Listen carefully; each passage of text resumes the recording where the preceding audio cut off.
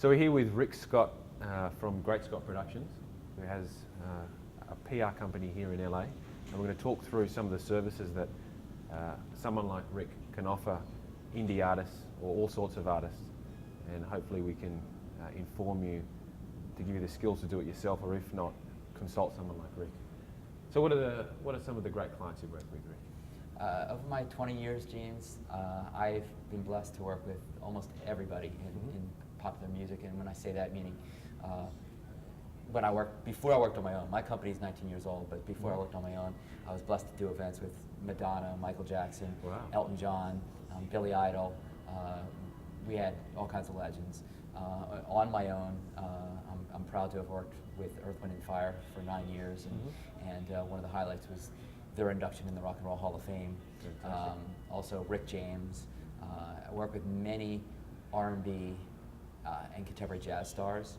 At this point, it's kind of been my area of specialty over the years, and also worked with some great alternative rock bands years ago. Spoon, Erasure, which was kind of a thrill because I used to be very much into Erasure and Yaz back in the day and everything. So it's been a diverse roster over the years. And what are the services that you provide these guys? It's public relations. So usually, as I tell people, if you read about them in a newspaper or you see them in a magazine or on a TV show, it's because of our work.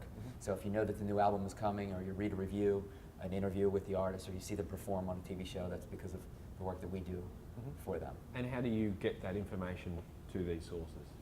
Well, one of the initial tools, of course, is putting out a press release.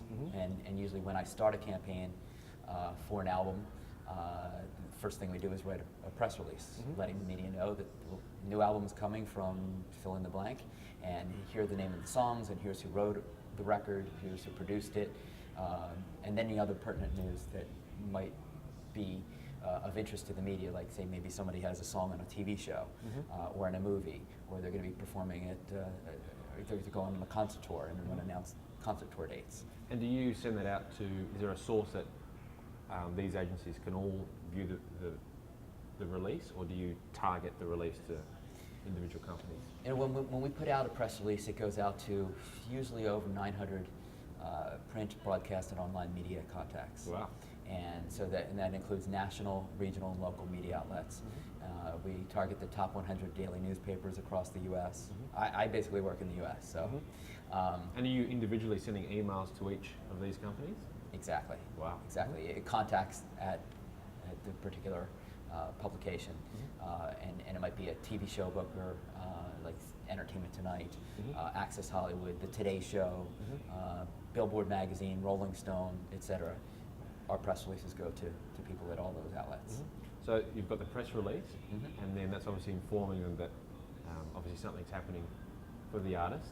What's the next sort of level that you take? The next step is I mentioned that the press release goes out to about 900 or so contacts, and then we're not even going to talk about Facebook and Twitter yet, because everything that we do gets posted on Facebook and Twitter as well, and also our website, greatscottpr.com.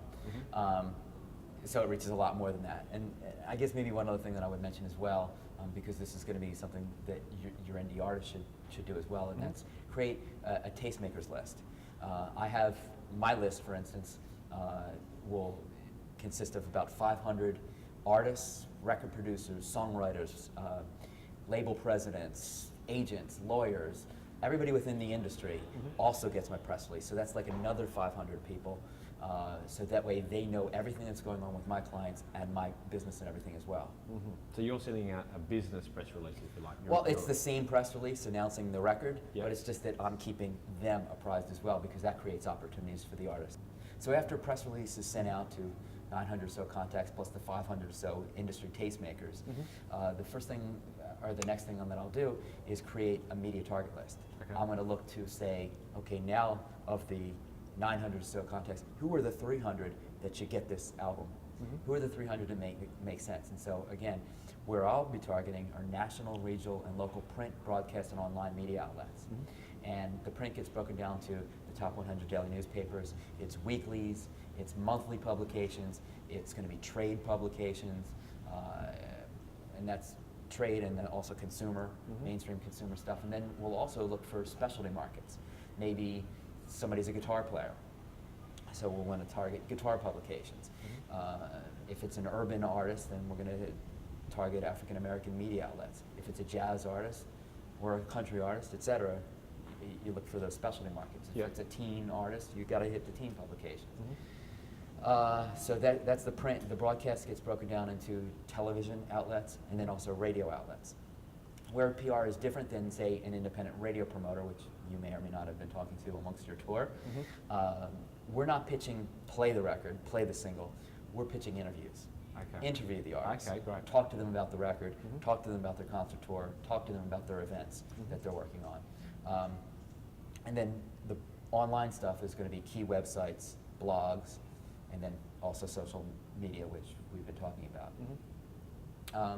So then I'll figure out, okay, who are the 300 people that should be sent the CD? And then the CD will be sent. So you'll send like a promotional pack as well? Exactly. After having mailed or emailed them the press release, then a physical CD will be sent. Sometimes people send the CDs digitally. Some people prefer, some media outlets prefer a physical CD. We always do a CD mailing of about, as I said, around 300, more or less, pieces. Is there a band photo, or what do you generally attach with that? You know, James, if the photo is on the CD, you don't need to do a photo. I think years ago, I remember I was working on a project with Sony Music, and this is probably 7 years ago, and they said, I asked, because the standard was an 8x10 glossy, black and white glossy was always part of the press kit. Exactly. And they said, we don't print them anymore. And because everything is done electronic, you send somebody a JPEG, you email them the photo, or they can download it from the band's website or something like that. So that changed. And so you don't really need to go to the expense of printing up a photo if your photo is on the CD. If it's on the CD, cool. If it's not on the CD, like maybe it's just an piece of artwork and your picture's nowhere in there, then sorry, you're probably going to have to print a photo. But the press kit, that CD mailing will include the CD. It's going to include the press release announcing the album. It's going to include the artist biography, which is important. It should be up to date. It should be current and focus on the current project. So that's a biography of, if it's a solo artist or a band, their history, I'm assuming? Exactly. It should be about their background, and it should be about the current project, the album. If it's an unknown artist, it's a new artist, a page and a half is about all a bio should be. If you're Elton John, if you're Earth, Wind & Fire, it might be up to 3 pages, the bio.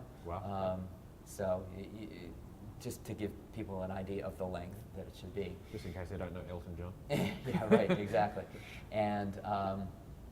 And then the other thing that you want to maybe have in the press kit are also press clippings. And maybe you've gotten reviewed by a local publication, or you've been featured in a magazine. So you want a bit of hype in there to make them excited. Exactly. You know, let them see what somebody else has written about your project. And maybe if you have sometimes we'll include a bunch of articles, but then sometimes what we'll do is also just pull some quotes. Like maybe somebody, you know, again with somebody like Earth, Wind & Fire, for instance, and they've been reviewed by everybody and their brother, I'll pick maybe quotes from, say, a dozen publications and just want to call that to attention. So there will be a one-page quote sheet, if you will, which is highlights from somebody's press coverage. And so that might be in there as well, instead of asking somebody to read 6 articles or 12 articles that you've included in the press kit. In there. Exactly. Just make it like a one-page sheet before you include the 6 full articles. And can you be? It sounds like you can. It's almost you can be quite inventive with the press kit as well. Is there a standard, or you can add more or add less? What we've discussed. You can add more or less, and these days, again, with everybody's very environmentally conscious, so they're not trying to print up all these big things like we used to. I used to have stacks of press kits of all my clients just in my office, and every time I would send out a CD, I would include that, and there would be a piece of chipboard, and the photo, and the bio, and the clippings, and it would be this big, thick packet. Now, it's not that way. Most people are $20 later.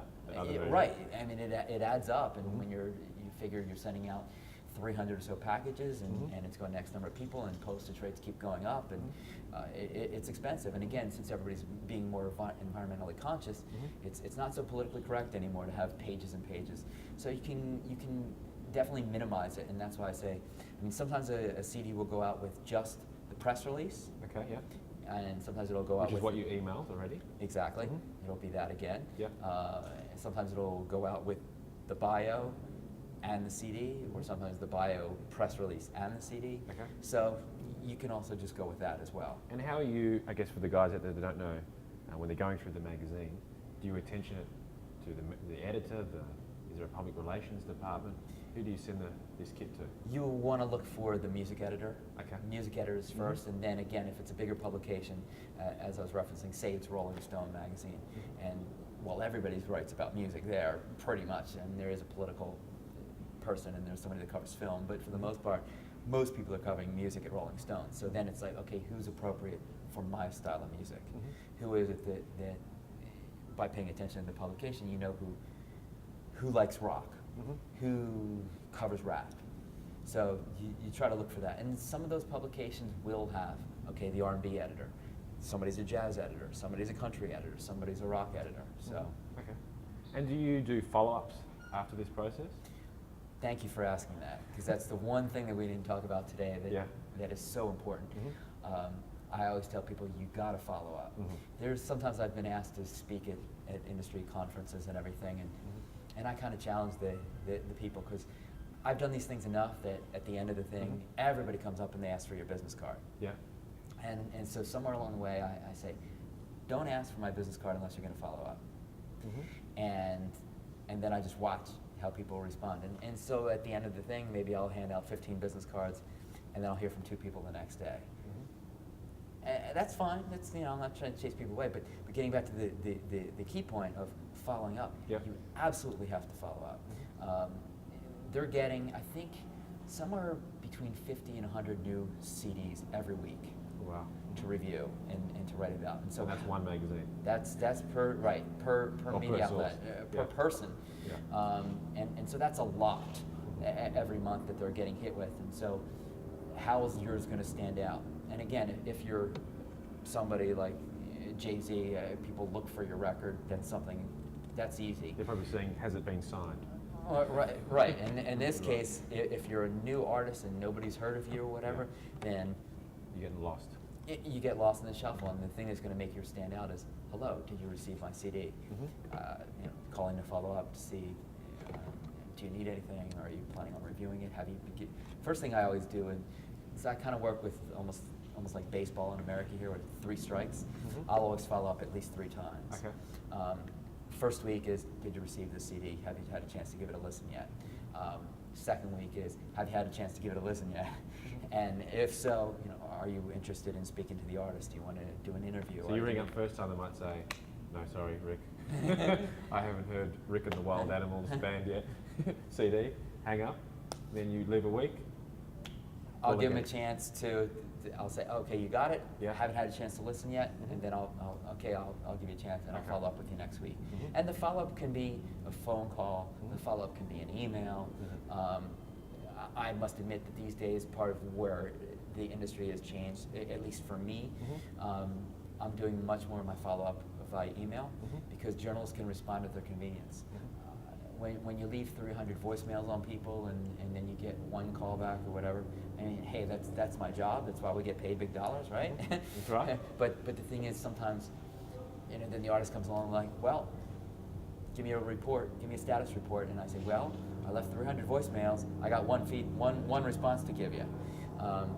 But I found that if I follow up by email, journalists can respond at their convenience, and boom, I get, now have 10 responses to give you. Fantastic. So it works that way. I mean, because everybody's busy and they're short on time, and so for a journalist to quickly bang out a sentence or two, like, yes, I got it, yes, I listened, or yes, I'm interested. Please set up an interview with the artist. I'm planning to review the record. Can you please send me a photo?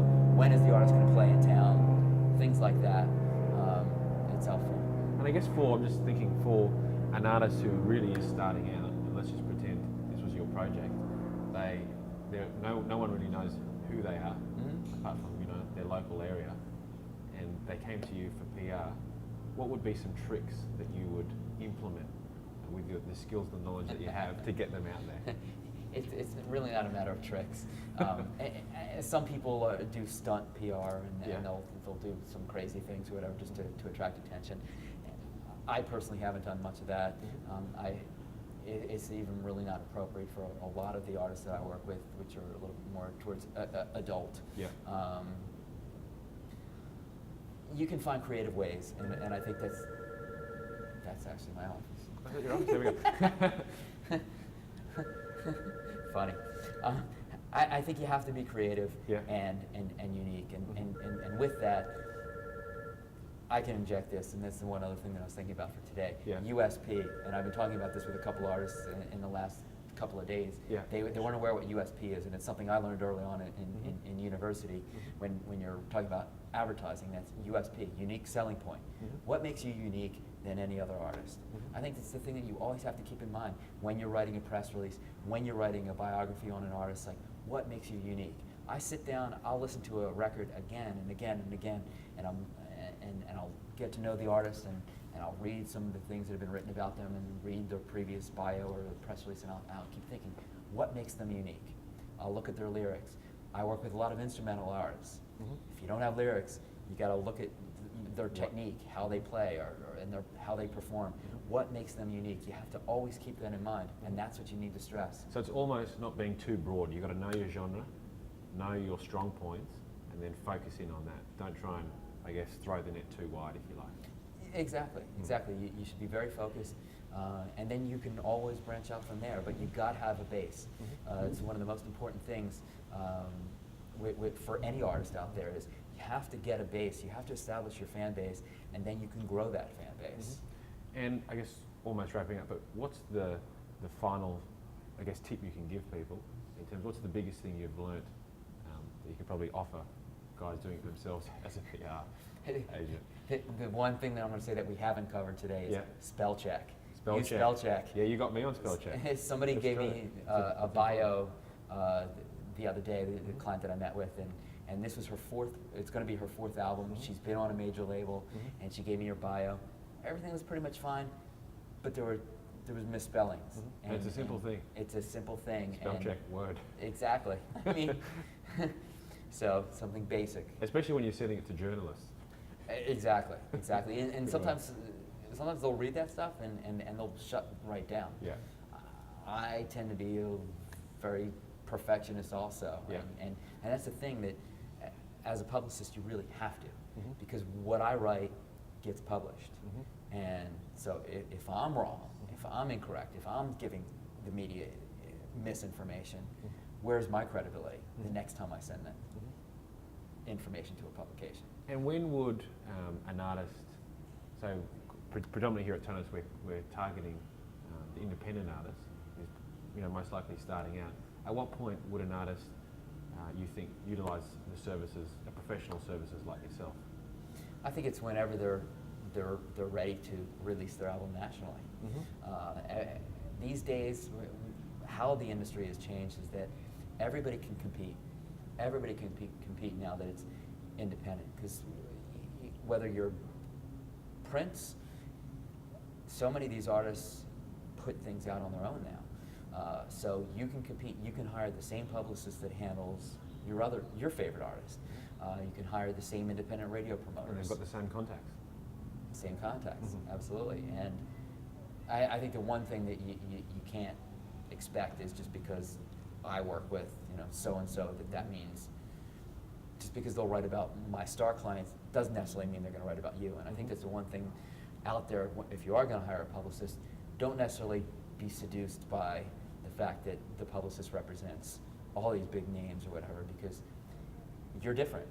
You're different, and there are no guarantees. And if it's a TV show or if it's a magazine or whatever, people know who I am, they know who my clients are, and that's great, and that helps open doors to a certain extent. But still, at the end of the day, it's going to be about your music and what you're generating, what kind of story you have to tell, what story you're building at radio, at retail, on the concert tour. All that stuff matters. So don't be seduced by, oh, well, this person represents Aerosmith or they represent David Bowie, so I'm definitely going to go with them. Not the way it works. And do you have to take care of online sort of advertising or billboard posters? How far is your scope in the PR? Well, PR is not advertising. Okay. Advertising is paid. Okay. PR is non-paid, although publicists do get paid. So all your work that you try to promote your artists is through non-paid sources. Correct, in that it's, if it's a feature story in a magazine or a newspaper, we didn't pay for that. So, and if you see somebody on a TV show, again, we didn't pay for that, for them to perform on a TV show. You don't pay to get on the Today Show or on Oprah Winfrey. Although I know a lot of people would like to. Me too, I'd pay. Yeah, right. And coming back to the indie artists now, are there tips that you can give them in terms of doing their own PR? Like in terms of getting should they be going through magazines, looking at emails and emailing them direct? How do you, obviously a lot of your work is through contacts. How do you suggest indie artists develop these contacts and who do they target? A good way to start is just that, James, and that's, I used to spend every Friday at the newsstand and just going through every magazine and I mean it's a painstaking process and it does take a lot of time, and that's why there are professionals out there like myself that you can hire. But for the indie artists doing it themselves, a good thing to do is, yes, familiarize yourself with the local contacts. I'm sure everybody has a daily newspaper in whatever city you're in, and you probably have at least one weekly newspaper magazine that comes out each week. It's usually free. Pick it up, and you should read it, and you should pay attention to it and see who the writers are. Like, who is the music editor? Who is the entertainment editor? What type of things do each of the music writers cover? In other words, if I'm working a rap project, which I really don't anymore, but if I was going to work a rap project, there's no point in sending that to a guy who just covers rock and roll. And if there's somebody that covers country music, there's no point in sending them something that's jazz. So you should know everybody's beat and you know what type of things that they cover and what they're interested in. Some of the smaller markets and everything, there's one music editor, so that's easy. And in terms of when you're sending a press release, what's your standard format in terms of if an artist is doing it for the first time, you don't want to send an essay. What's the standard setup that you're giving these people? And oddly enough, I wrote this to an artist last night, and she's a known artist with a number of hits over the years, but just kind of re-emphasizing the point of a press release, you got to figure it's your who, what, where, when, why, and you got to cover those points. So the W's.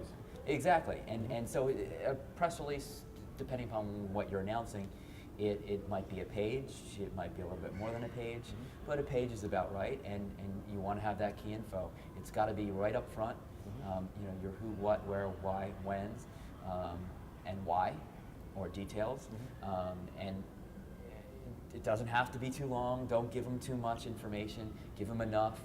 Have your contact info on there. Do you attach photos at all? Sometimes I do. It's often a photo by request, available by request. I always, your contact info has to be there. You might want to put your website link there, or you should definitely put your website link there, so that way they can go and find more information. I always say it's almost the last line of every press release. Additional information is available at toneartist.com, for instance. So they know where else to go to get more information. But you got to have your basic information there, and it should be up front. Oftentimes, the media gets hit with hundreds of press releases. I would imagine that. Almost a day.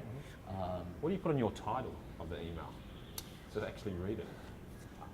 I usually go with whatever the headline is of the press release is what I put in the subject. Okay. And do you put press release or just put the headline of I just put the headline is, but at the top it'll usually say for immediate release, and then the date, and then often you'll have the contact information, and then it'll be the city and the state, and then boom, right in your press release. But your headline should be something that's going to be attractive. You need to lure them in. They're getting hundreds. You got to make yours stand out. Can you graphically make it look enticing as well, or do you keep it quite you can black and white? You can. I'm not big on graphics, but that's just because I'm not really much of a technical guy, to be honest with you. But people can make it look a little bit eye-catching, if you will. But the bottom line is it's the content. And being that they're getting hundreds, sometimes they're only going to read the headline.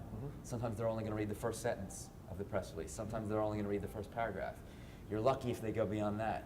So the thing is, it's got to be sexy, and don't make it crazy, but it's got to be something that's going to grab their attention right from the start, and can convey the basic information. So in a way, again, always keeping in mind your who, what, why, when, where, and why. That's the challenge. Okay. That's the challenge, is to get that all in there in the first paragraph, because they might not read beyond that. Okay. Do you have any tips or advice of how you structure social networking for the artists that you manage? Absolutely. Social networking is such a vital tool today, James. These days, the way the economy has gone, and just, I mean, newspapers, magazines are going out of business all the time. Thankfully, it's kind of stabilized a little bit over this year, but last year we lost a ton of magazines. So that means there's less space. Yeah. There are less outlets to review your record or to write about you. So if there's less space and they've got as much product as they always have, who do you think is going to get the attention? Your U2s, your Mariah Careys, your Janet Jacksons, your Jay-Z's, and then everybody else is kind of left to fend for space.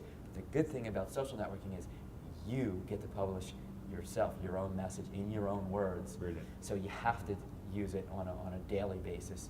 Keep people engaged, give them interesting content. Everything should always be truthful.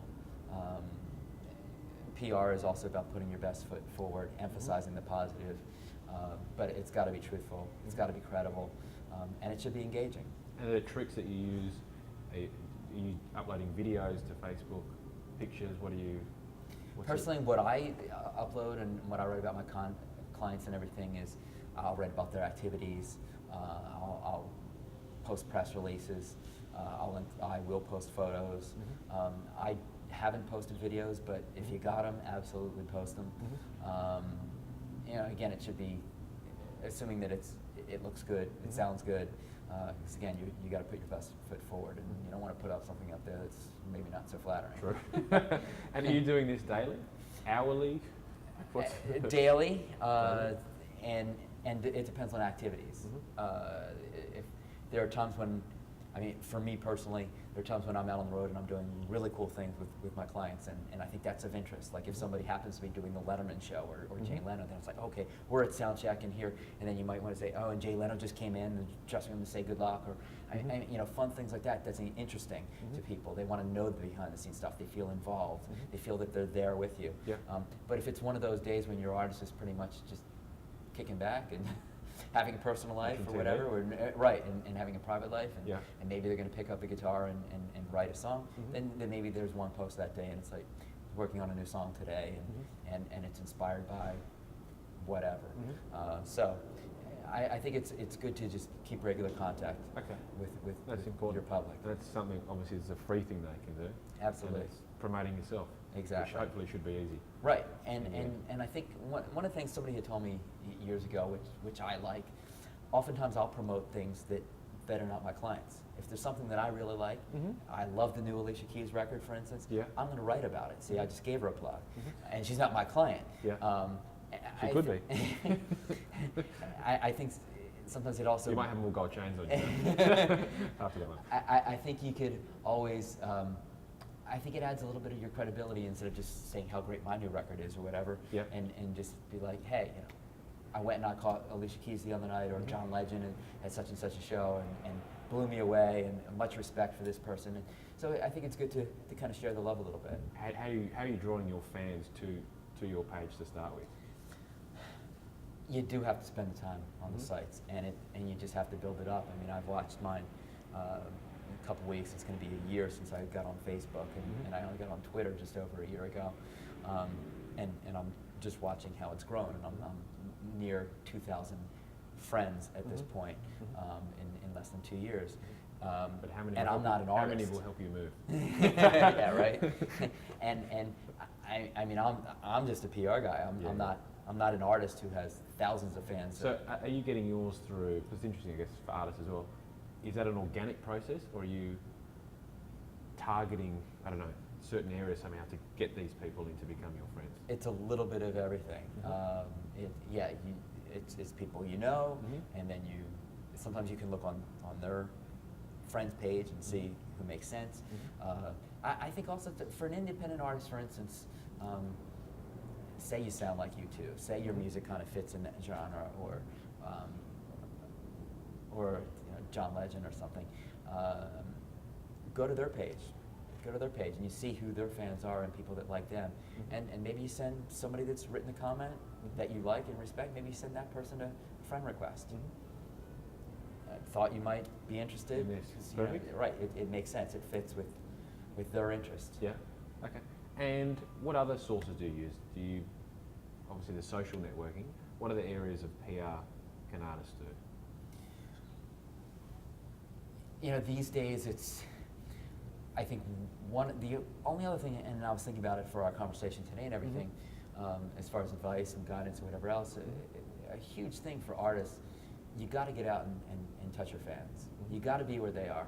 That's why, you know, fans are on social networking sites. That's why you got to spend the time investing on a daily basis in Facebook and Twitter. It takes a couple minutes a day to post things, but yet it does take time to develop your fan base. I think you have to play out as much as you possibly can.